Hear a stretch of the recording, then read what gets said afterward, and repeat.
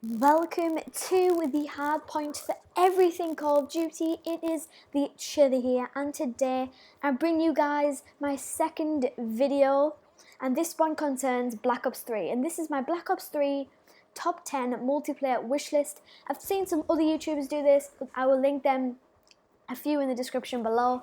Without further ado guys, please do enjoy the gameplay, and a disclaimer, I do know that the beta I think is releasing extremely soon and the game is officially coming out very soon. It's been confirmed for quite some time now, but I thought why not just do it now to save time.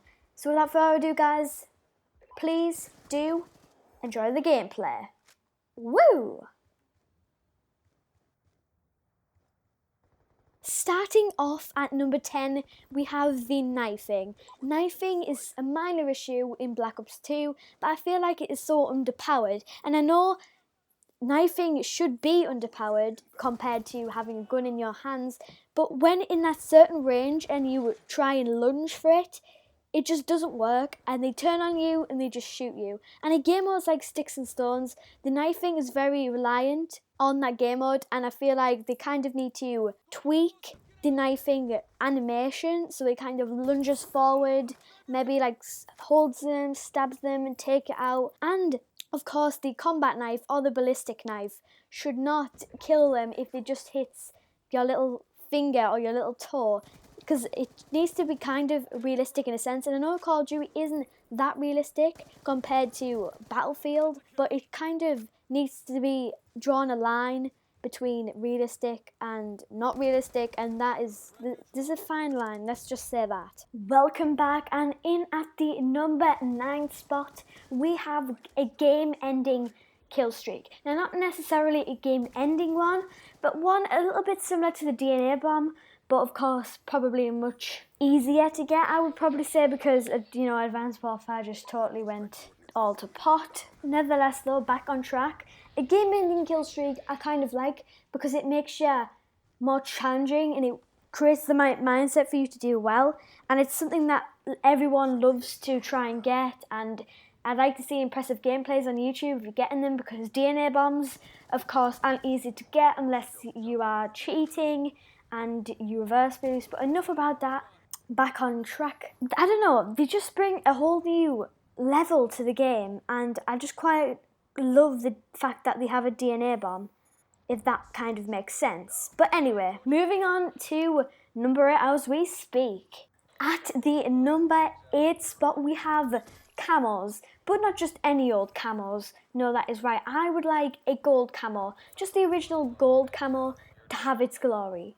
And not like the past games where Advanced Warfare we had every single camo that you could think of. We had the Lagoon camo and so on and so forth. I want the gold one to be the best. And I also want a hidden camo, one that we never expected, one that we cracked on how to get, and one that everyone tried to get in every single weapon, the most difficult one. If that's going to be the gold or not, I don't know, but I would rather trade the hidden one for the gold one. I just think it would be nice to have the gold one claim its glory. But that's at number 8 spot. It's not that important why it's number 8, but I still would definitely want to mention it because it's a big thing in the Call of Duty community right now. For number 7, we have maps, and the classic Call of Duty Treyarch maps that they nail every single time in Black Ops 1 and Black Ops 2. In Black Ops 2 especially, I like the colour of the maps, and the standard 3-lane style and method that they use is perfect, the classic Call of Duty days, and that would return, I'm sure without a doubt, but I just wanted to put it in my top 10 because it's a very important thing in the Call of Duty community also. It's theatre mode, and theatre mode I think is returning, I do believe, but that was definitely going to be in my top 10 wish list. I missed it since Advanced Warfare and so on. It was just so creative and really helped me as a content creator to edit my videos, and that's why you see a lot more Black Ops 2 montages, because you could get third-person views, cinematic views, you could have the free camera, you could have the enemy's perspective and so on. You could go right up in the air, you could do loads and loads of things. You could take the HUD off, the HUD off, if you would like to say, but there was endless endless features that you could just design your montages and even just your normal videos with.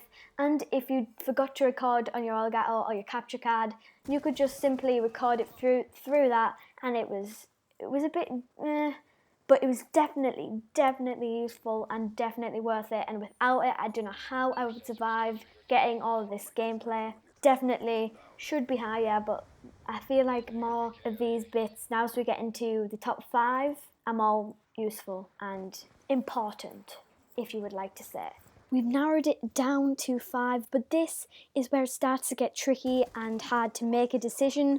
But here we go. At number 5, we have score streaks. And score streaks were a big part of Black Ops 2 and Black Ops 1.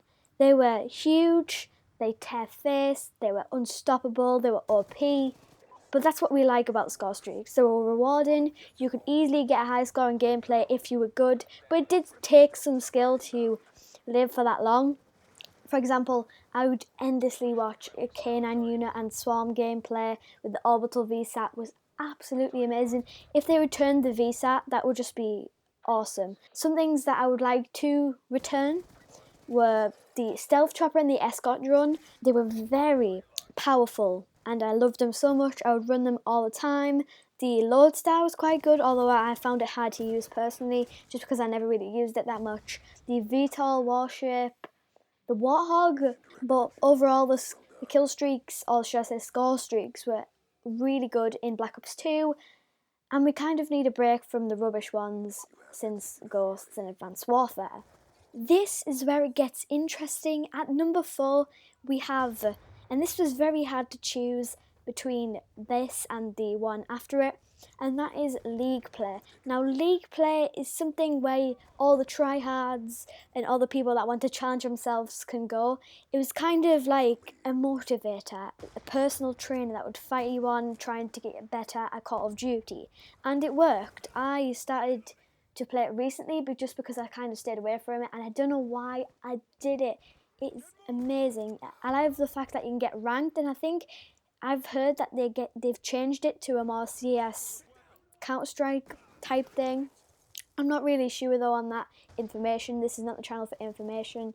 You can go and check Ali's channel or whatever. But overall, League play was definitely a game mode, or a playlist, should I say, that should return, because it played a part in so many Call of Duty lives, and it should definitely return because I love it and you probably love it too. And if you haven't tried it out yet, definitely it's worth trying it out. Now, Spawns. Spawns deserves a place in the number 3 spot.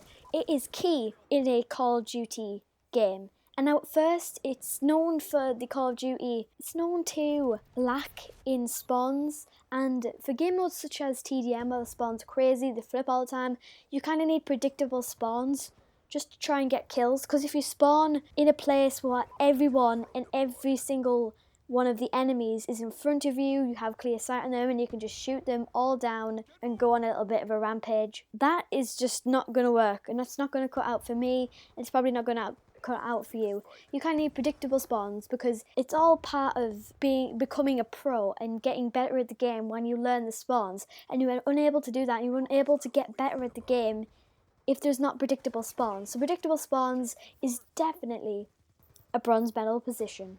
Now, number 1 and number 2 are equally as important as each other, but I had to rank them just for the sake of it.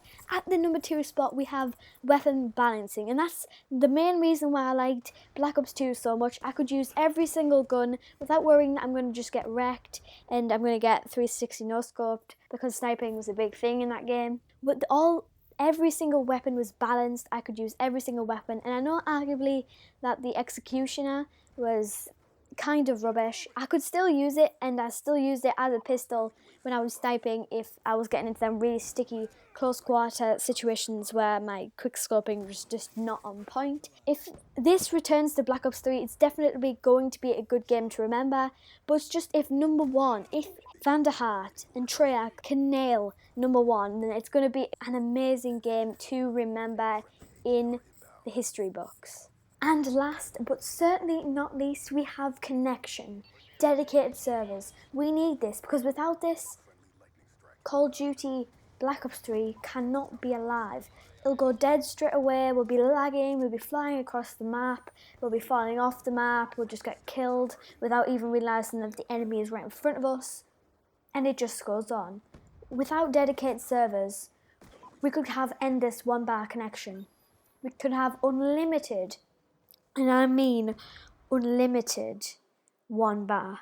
And that's a dread.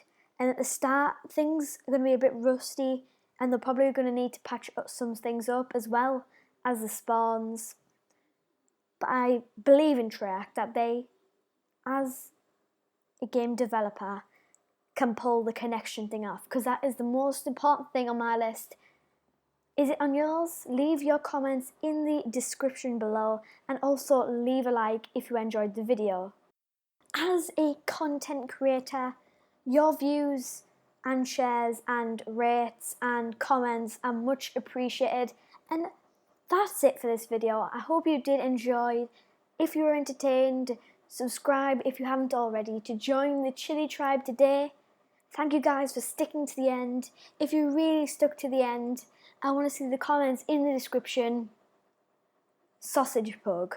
I want to see Sausage Pug in the comments to see if you are really stuck to the end and then you are a true Chilli tribe member. But thank you for watching, guys.